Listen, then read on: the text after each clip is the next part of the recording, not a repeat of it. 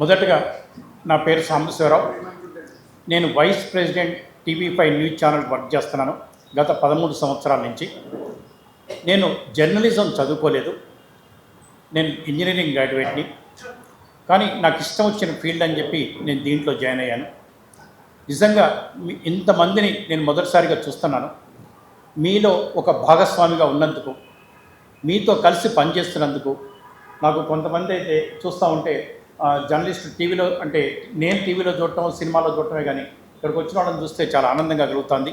సరే, ఏదో ఒక నెపం మీద, ఏదో ఒక విషయం మీద ఇంతమందిని కలుసుకునే అవకాశం ఆ భగవంతుడు కల్పించినందుకు నేను కృతజ్ఞతలు తెలుపుకుంటాను. మీకు కూడా పేరు పేరున అందరికీ కూడా ధన్యవాదాలు తెలుపుకుంటాను. ముఖ్యంగా సంధ్యా కన్వెన్షన్ ఎండి శ్రీధర్రావు గురించి ఇక్కడ నాకు తెలిసి 90% మీరంతా కవర్ చేసిన వాళ్ళే. గత 4 సంవత్సరాల నుంచి వారు చేస్తున్న అరాచకాలు, పనికిరాని పనులు, మోసాలు, ఆయన మోసం అనడం కంటే కూడా చార్లెస్ శోభరాజ్ అని ఒక అతను మీరు వినే ఉంటారు. అతను మళ్ళీ పుడితే ఎలా ఉంటుందో అలా ఉంటాడు శ్రీధర్రావు. గత 4 సంవత్సరాల నుంచి కనీసం 11 సార్లు జైలుకి వెళ్ళిన వ్యక్తి. ఒక్కసారి సంధ్యా శ్రీధర్రావు గూగుల్లో కొడితే ఎన్ని అక్రమాలు చేశారో, ఎంత అన్యాయం చేశాడో, ఒకే బిల్డింగ్ని ఎంతమందికి అమ్మాడో మీ అందరికీ తెలుస్తుంది. ఇప్పుడు నా దగ్గరే ఒక 10 విజువల్స్ ఉన్నాయి.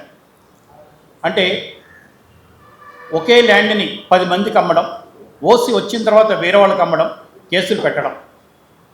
దాదాపు 98 కేసులు ఆయన మీద పెండింగ్ ఉన్నాయి.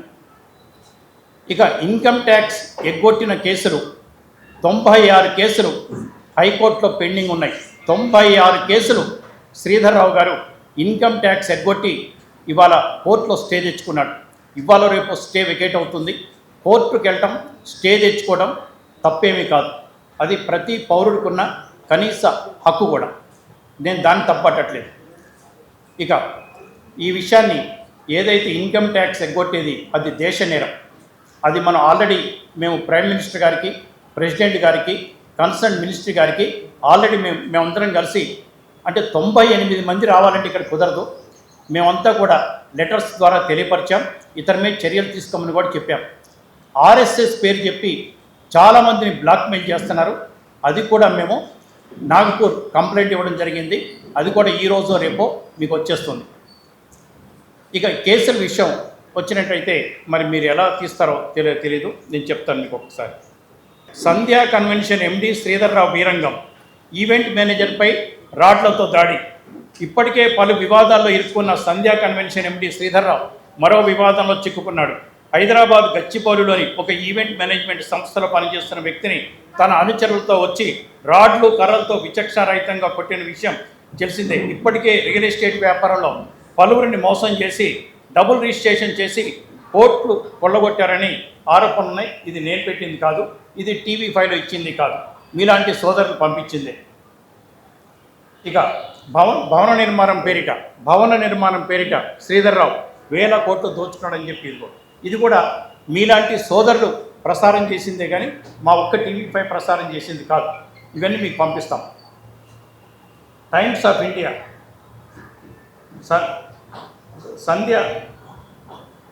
సంధ్యా construction MP Sridhar Rao arrested. Amitabh Bachchan బంధువుల్ని కూడా మోసం చేసిన కేసులో ఢిల్లీ పోలీసులు అరెస్ట్ చేసి 53 రోజులు జైల్లో పెట్టారు. ఇటువంటి వ్యక్తి ఇంకా అంటే నాకు ఇది మీకు ఎలా పంపించాలో చూస్తాను నేను. తర్వాత ఈ కోర్టు స్టే వచ్చిందనుకోండి, ఇక ఇతను కొన్ని విషయాలు చెప్పాలంటే అసహ్యంగా ఉంది. కానీ మా మీద చేస్తున్న దౌర్జన్యాలకు, అక్రమాలకు ఇక ఇతని గురించి చెప్పాల్సిందే మీకు. సంధ్యా కన్స్ట్రక్షన్ ఎండి శ్రీధర్రావు వ్యవహారంలో ఆసక్తికరమైన విషయాలు ఇవన్నీ టీవీలో వచ్చినాయి సార్. టీవీ9లో వచ్చింది, ఎన్టీవీలో వచ్చింది, టీవీ5లో వచ్చింది, అన్ని ఛానల్స్లో వచ్చిందని నేను చెప్తున్నాను. తనపై శ్రీధర్రావు అఘాయిత్యానికి పాల్పడ్డారని మేల్ బాడీ గార్డ్ని రేప్ చేశాడు తను. ఇది మీ దగ్గర న్యూస్ కూడా ఉంటుంది. జిమ్ ట్రైనర్ అనమాట అతను. అన్యాచురల్ దీని మీద కేసు అయింది. సరే, కోర్టులో స్టే, నేను చెప్పాను కోర్టుకి వెళ్ళడం తప్పేం కాదని. ఇలాంటివి చాలా ఉన్నాయి, ఒకటి కాదు, రెండు కాదు. నేను విజువల్స్ మీ అందరికి కూడా శ్రీధర్ రావు గారు అరెస్ట్ అయిన విషయాన్ని, శ్రీధర్ రావు గారి మీద ఉన్న కేసుల్ని మరి ఈ ప్రెస్ క్లబ్ ద్వారానే మీ అందరికీ ప్రింట్ ద్వారా పంపిస్తాను సార్, లేదంటే మీకు వాట్సాప్ కూడా చేస్తాను. ఇవన్నీ కూడా మేము పెట్టిన కేసులు కాదు, మాకు సంబంధించిన కేసులు కాదు, వివిధ ఎఫెక్టెడ్ పీపుల్ పెట్టిన కేసులే నేను ఇప్పుడు చదివి వినిపించాను. పేపర్లో వచ్చింది, ఛానల్స్లో వచ్చింది. ఇది శ్రీధర్రావు గారి విషయం. ఇక నా సొంత విషయాన్ని చెప్తాను. ఇవాళ శ్రీధర్రావు అంటే సాక్షి న్యూస్లో కానీ, సాక్షి ఈ మధ్య లీజు తీసుకున్న రాజు న్యూస్లో కానీ 2 విషయాలు మీకు ప్రసారం అవుతున్నాయి. ఒకటి, శ్రీధర్రావు గారి ల్యాండు నేను మా కుటుంబ సభ్యులు ఎటువంటి లీజు లేకుండా పెట్రోల్ బంకు నడుపుతున్నామనేది first allegation. Right. This is the lease agreement registration ఆఫీస్లో రిజిస్ట్రేషన్ అయింది. కావాలంటే ఎవరన్నా ఒక సోదరులు, ఎవరో పెద్దవాళ్ళు ఎవరన్నా అందరూ చూపించండి. దిస్ ఈజ్ ఆ లీజ్ రిజిస్ట్రేషన్ 600 స్క్వేర్ మీటర్స్. ఒక్కసారి చదవండి ఎవరన్నా, ఒక్కసారి పెద్దవాళ్ళు ఎవరన్నా చూడండి. 600 స్క్వేర్ మీటర్స్ లీజ్ రిజిస్ట్రేషన్ ఉంది. ఫస్ట్ మేము పెట్రోల్ బంకు అడ్వర్టైజ్మెంట్ ఇచ్చినప్పుడు శ్రీధర్రావు గారి ఫ్యామిలీని కలిసినప్పుడు వారు 600 స్క్వేర్ మీటర్సే వాళ్ళకున్న ప్లాట్. 600 స్క్వేర్ మీటర్సు మేము అడిగాం, లీజ్కి ఇవ్వమని అడిగాం.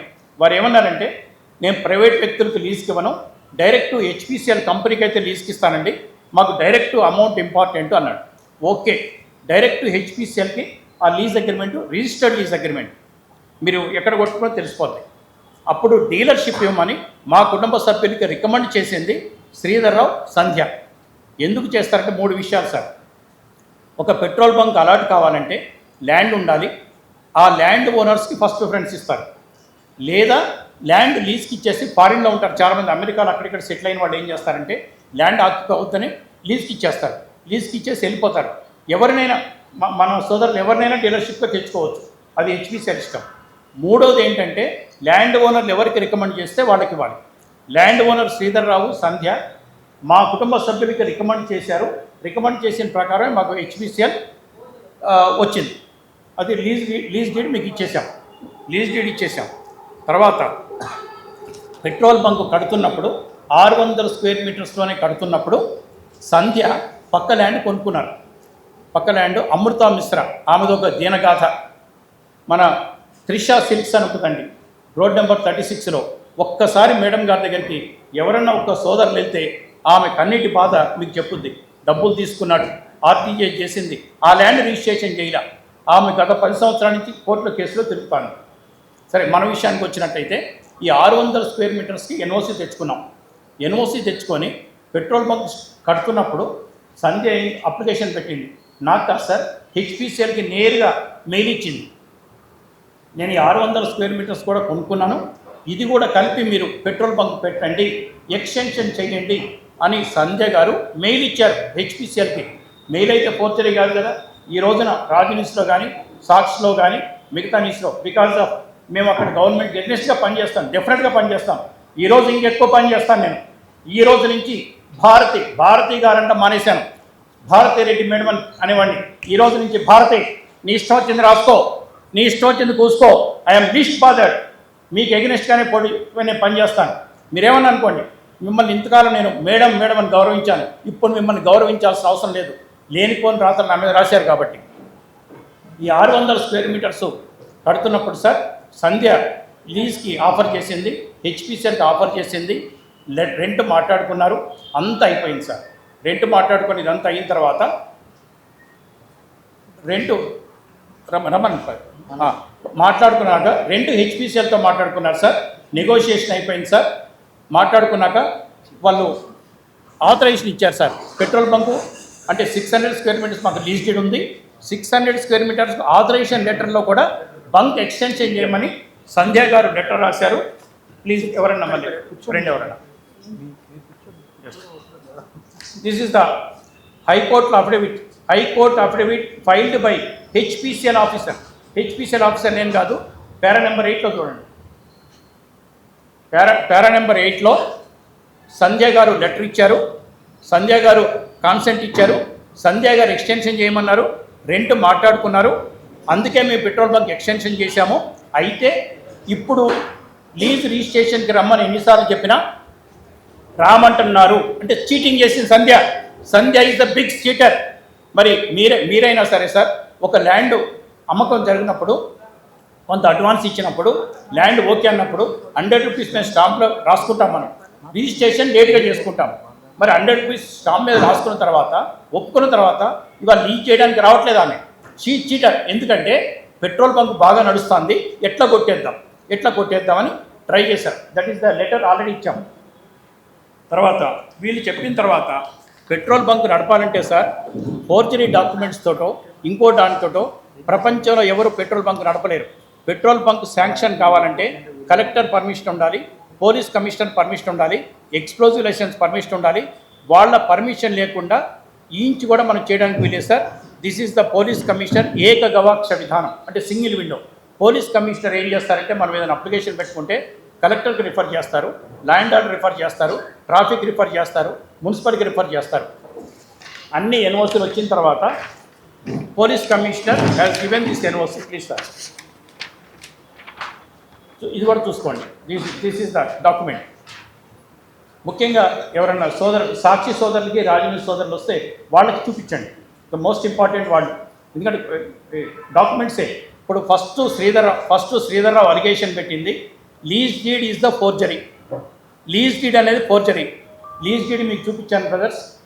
లీజ్ డీడ్ అనేది సబ్ రిజిస్ట్రార్ ఆఫీస్లో రిజిస్ట్రేషన్ అయింది కాబట్టి ఆ లీజ్ డీడ్ మీకు పంపించాను. నెక్స్ట్ ఆయన చెప్పింది ఏంటి, అసలు మేము ఎవరికి కాన్సెంట్ ఇవ్వలేదు, మాకు తెలవదు, మేము లేనప్పుడు పెట్రోల్ బంక్ కట్టేశారు, దొంగ పత్రాలతో పెట్రోల్ బంక్ కట్టారని చెప్పారు. మీకు నేను పోలీస్ కమిషనర్ పంపించిన ఎన్ఓసీ మీకు ఇచ్చేశాను. నెక్స్ట్ సంధ్య కాన్సెంట్ ఇచ్చిందని పారా నెంబర్ 8, పారా నెంబర్ 11లో హైకోర్టులో అఫిడవిట్లో ఉంది సార్. అది కూడా ఒకసారి చెక్ చేసుకోండి. అంటే సంధ్య నాలెడ్జ్లో ఉంది, సంధ్య సంతకాలు ఉన్నాయి.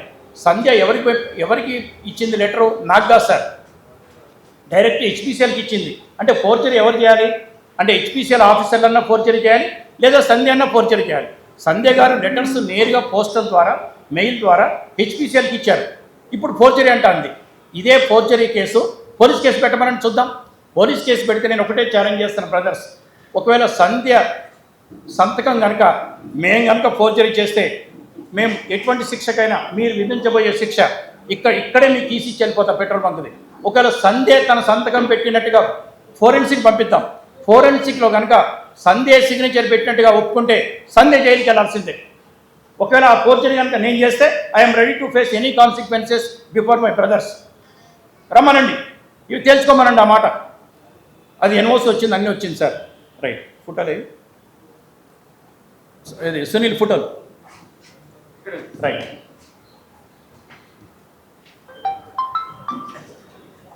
ఇది పెట్రోల్ బంక్ ఇనాగ్రేషన్ అయినప్పుడు ఆనరబుల్ కిషన్ రెడ్డి గారు పెట్రోల్ బంక్ ఇనాగ్రేషన్ చేశారు. ఇనాగ్రేషన్ చేసినప్పుడు శ్రీధర్రావు గారు, సంధ్య గారు, వాళ్ళ అమ్మగారు, వాళ్ళ నాన్నగారు, వాళ్ళ బంధువులు అందరూ వచ్చి ఇనాగ్రేషన్లో పాల్గొన్నారు. ఒకవేళ కనుక పెట్రోల్ బంక్ కట్టినప్పుడు ఇలా తెలవకపోతే, పెట్రోల్ బంక్ ఫోర్జరీ డాక్యుమెంట్స్తో కానీ కట్టినట్టయితే వాళ్ళ ప్లేస్ వాళ్ళు ఎటో ఊరెళ్ళిపోయారంట, ఆక్యుపై చేసి కట్టామంట. ఒకవేళ అదే నిజమైతే వాళ్ళ పెట్రోల్ బంక్ ఇనాగ్రేషన్కి వాళ్ళే ఎట్లా వస్తారు సార్? బ్రదర్స్ ఈ ఫోటోలో ఒక్కసారి చూడండి. పట్టుకోండి రెండు చేతితో పట్టుకోవాలా? ఇది ఇప్పుడు వీళ్ళు మేము దొంగ పత్రాలతో పెట్రోల్ బంక్ నడుపుతున్నాం అని అబద్ధాలే పరమావధిగా బతికే చీటర్ శ్రీధర్రావు ఇప్పుడేం సమాధానం చెప్తాడు? ఇదిగో వాళ్ళే వచ్చారు.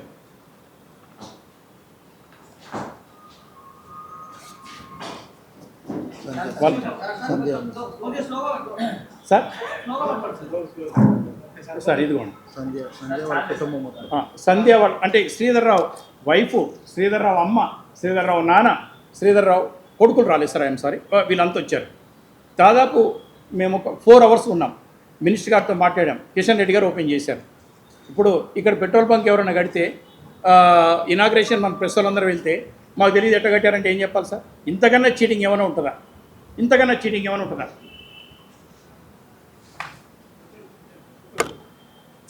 రైట్, ఇది పోనీ పెట్రోల్ బంక్ కట్టి సార్ ఏదో 1 నెల 2 నెలలు కాదు, 4 years అయింది సార్.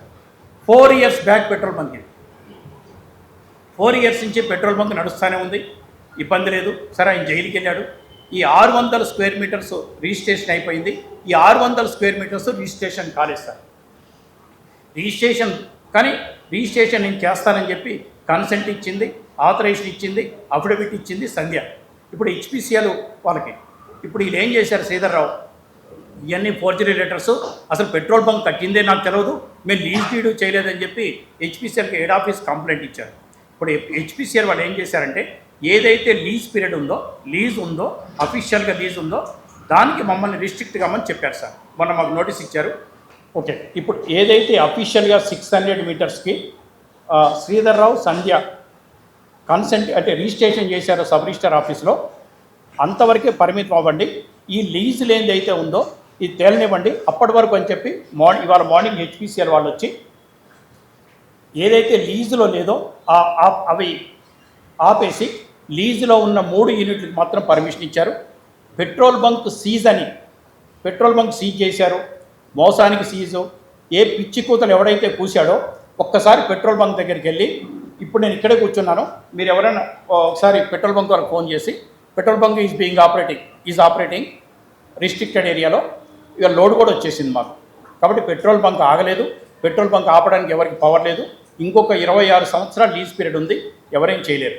కాబట్టి శ్రీధర్రావు గారైనా వాళ్ళైనా సబ్ రిజిస్టార్ ఆఫీస్లో చేసిన లీజ్ రిజిస్ట్రేషన్ కూడా ఫోర్జరీ అనే ఎదవలు ఉంటే ఎవరేం చెబుతారు సార్, ఇక చట్టం ఏం చెప్తుంది. ఇది ఈ ముందు పెట్రోల్ బంక్ గురించి ఎవరైనా సోదరులు ఎటువంటి ప్రశ్నలైనా అడగచ్చు, నేను ఆన్సర్ చెప్తాను. ఒక్కొక్కరు అడగండి, నేను ఆన్సర్ చెప్పినాక ఇంకొకరు అడగండి. ఇక మిగతా విషయాలు ఇక I think you are from army. ఒక ఆర్మీ మహిళ ఢిల్లీలో ఉంటారు, వీళ్ళ నాన్నగారి పేరు మీద ఢిల్లీలో ఒక రోడ్డు ఉంటుంది సార్, ఒక రోడ్డు ఉంటుంది. మేడం గారికి ఇక్కడ ఎఫ్సిఐలో ప్లాట్ ఉంది, ఫర్టిలైజర్ కార్పొరేషన్ ఆఫ్ ఇండియాలో ఒక ప్లాట్ ఉంది మేడం గారికి. చీటర్ శ్రీధర్రావు చీటింగ్ చేసి కింద రాసేటప్పుడు 100 రూపీస్ మీద ప్లాటు ప్లస్ 7 acres ల్యాండ్ అని రాశాడు 4 కోట్లకి. ఢిల్లీలో 7 ఎకరాలు 4 కోట్లకు వచ్చుద్దా రాసి మేడం గారిని అది పోలీస్ స్టేషన్లో ఇచ్చి అరెస్ట్ చేయించాడు. గత ప్రభుత్వం కదా ఆయన ప్రభుత్వం అరెస్ట్ చేయించాడు. 15 రోజులు ఆర్మీ లేడీ అండి. నేను ఒకటి చెప్తున్నా, మొత్తం శ్రీధర్రావు 98 చీటింగ్ కేసులు ఉన్నాయి. బెంగళూరులో కానీ ఇక్కడ కానీ ఢిల్లీలో కానీ 98 చీటింగ్ కేసులు, 96 ఇన్కమ్ ట్యాక్స్ ఎగ్గొట్టిన కేసులు ఉన్నాయి. ఇవన్నీ మేము సెంట్రల్ గవర్నమెంట్ పంపిస్తున్నాం. Honourable chief minister Revanth Reddy సార్కి కూడా ఈరోజు మేము చెప్తున్నాం.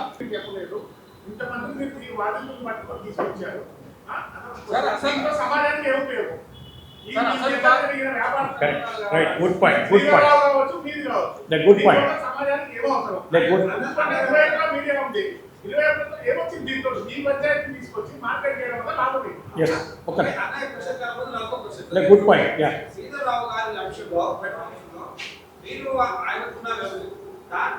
వైసీపీ వాళ్ళ లాగా జగన్మోహన్ రెడ్డి ఏపీ ముఖ్యమంత్రి లాగా ఆయన చేయిస్తారని మీరు చెప్పారు.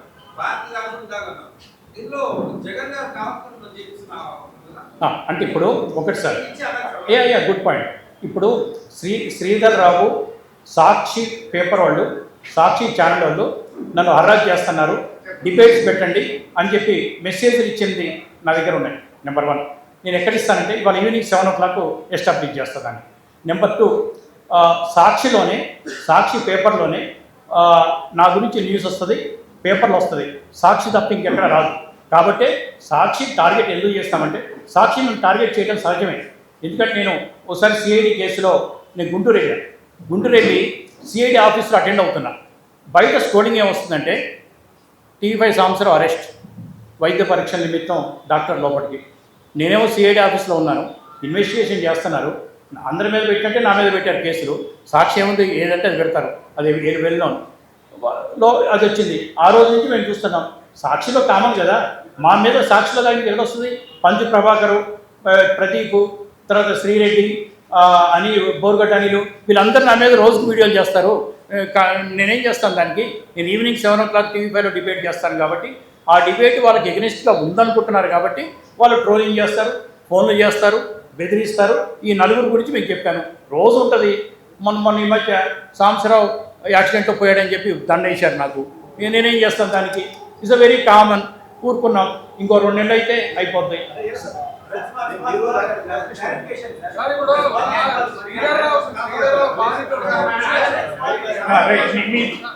ఒక విషయం, నేను మంచి ప్రశ్న అడిగాను. మీరు అడిగిన మంచి ప్రశ్న. ఎస్, ఇప్పుడు ఇప్పుడు రైట్, మంచి ప్రశ్న అడిగారు. మీరు ఎక్కువ ఎక్స్పోజ్ చేయలేదు. ప్లస్ మీతో పాటు 30 మంది బాధితులు మీ దగ్గర వివరాలు ఉన్నాయంటున్నారు. దీని వెనక ఉద్దేశం ఏంటి మాకు తెలియదు. మంచి ప్రశ్న. దీంతో మాకు వచ్చే మంచి ప్రశ్న. శ్రీధరరావు మధ్య జరిగిన గొడవ ప్రజలకు ఎందుకు అసలు? ఎస్, కరెక్ట్ చెప్పారు.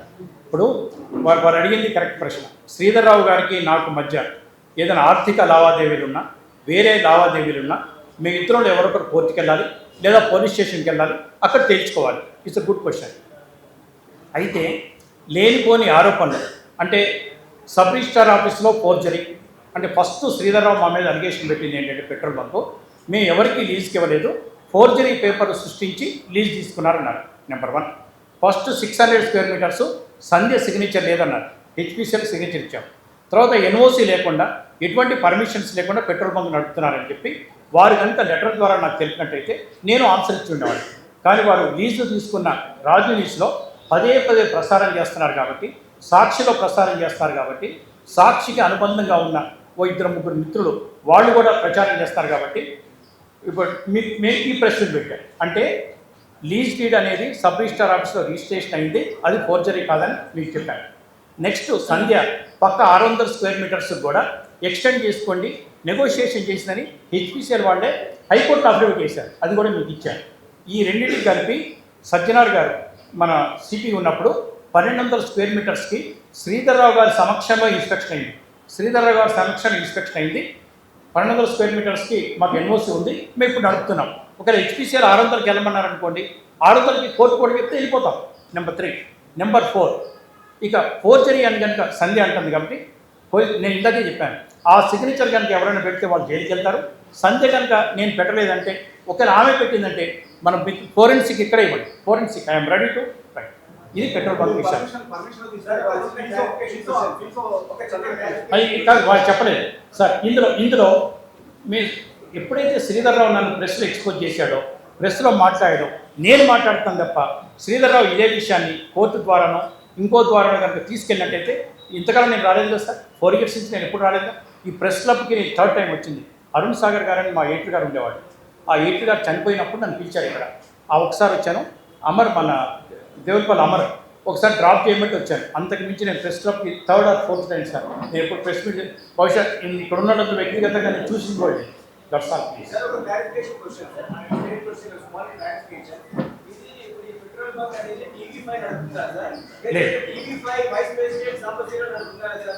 లేదు, మా కుటుంబ సభ్యులు నడుపుతున్నారు, టీవీ5కి సంబంధం లేదు. ఎందుకంటే సార్ ఇది ఇండివిజువల్ అంటే ఒక నిమిషం పెట్రోల్ బంక్ అనేది సార్ ఇండివిజువల్గా ఇస్తారు, డిగ్రీ చదివిన వాళ్ళకి ఇస్తారు తప్ప సంస్థలకు ఇవ్వరు సార్. సంస్థలకు ఇవ్వాలంటే అది ప్రైవేట్ లిమిటెడ్ కంపెనీ అయి ఉండాలి, అది మాకు తెలుసు. ఇది ఇండివిజువల్ సార్, ఇండివిజువల్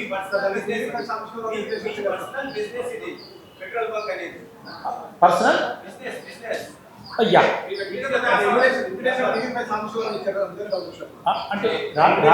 అంటే రాజనీస్లో సాక్షిలో సాంబశివరావు ఇస్తే కూడా పర్లేదు, ఆ దిక్కుమాలినోళ్ళు సాంబానిస్తున్నారు. నేను కూడా జగన్ గారు భారతిది అంటే సరిపోతా, మర్యాద ఉండాలి కదా సార్. సాంబశివరావు అడిగండి, టీవీ5 సాంబశివరావు అండి, టీవీ5 సాంబ అంటే ఇప్పుడు మీరు కూడా మీ పేరేంటి చెప్పండి నాకు. భాస్కర్ గారు అంటే ఎంత బాధ అనిపిస్తుంది. That's all. అంటే ఆ నీచ సంస్కృతి శ్రీధర్రావు గారు ఎంత నీచుడో ఎంత పోర్ట్రంటో మనందరం ప్రసారం చేశాం, నేను ఒక్కడిని కాదు. Please madam.